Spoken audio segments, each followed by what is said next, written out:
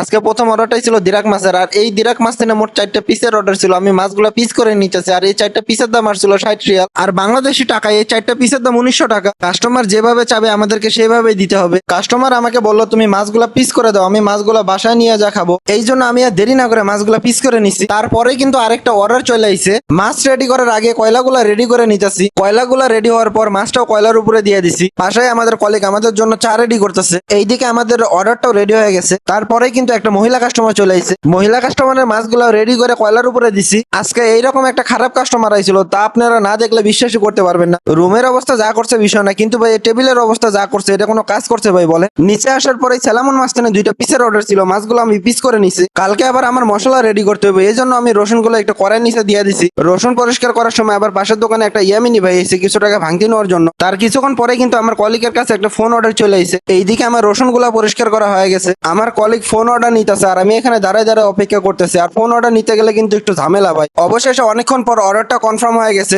আমি আর দেরি না করে হাত বাড়ায় মাছগুলো নিয়ে নিলাম, আর মাছগুলো নিয়ে আমি প্রথমেই মাছের কাঁটাগুলো ফালানো শুরু করে দিছি। তারপরে একটা একটা করে সবগুলো মাছের আইসটাগুলো পরিষ্কার করে নিতেছে। আর এখানে 4টা তেলাপিয়া মাছের অর্ডার ছিল। মাছগুলা রেডি করা শেষে কিছু বাতাদেশ রেডি করে নিছি, কারণ এই অর্ডারটার সাথে আবার হাফ কেজি ফিলার অর্ডার ছিল। আর কথা না বাড়ায় ফিলাগুলো আমি পার্সেল করে নিতেছি। এইদিকে আমাদের মাছগুলো প্রায় ভাজাই হয়ে গেছে। মাছগুলো ভাজা শেষে মাছের গায়ের উপর দিয়ে মশলা দিয়ে দিতেছে, যেন মাছের টেস্টটা আরো দ্বিগুণ হয়। আর আপনার কাছে একটা অনুরোধ, ভিডিওটা যেহেতু আপনি এতটুকু দেখেই ফেলাইছে, তাহলে অবশ্যই নিজের ছোট ভাই মনে করে একটা লাইক আর একটা কমেন্ট করে দিবে। আর সবাই সুস্থ থাকবেন, ভালো থাকবেন, পেজটা ফলো দিয়ে পাশে থাকবেন। আসসালামু আলাইকুম।